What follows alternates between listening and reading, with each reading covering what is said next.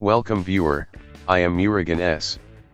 This video tutorial describes how to get back new context menu in Windows 11.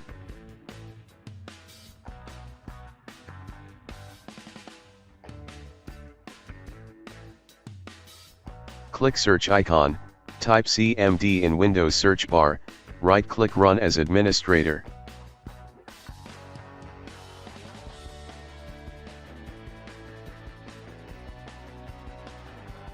Click Yes to continue. Copy command from description and paste it.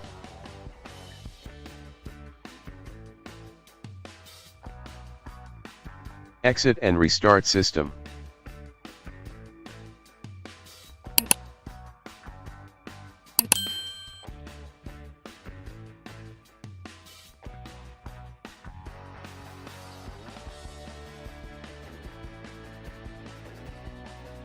I hope this video tutorial helps to you.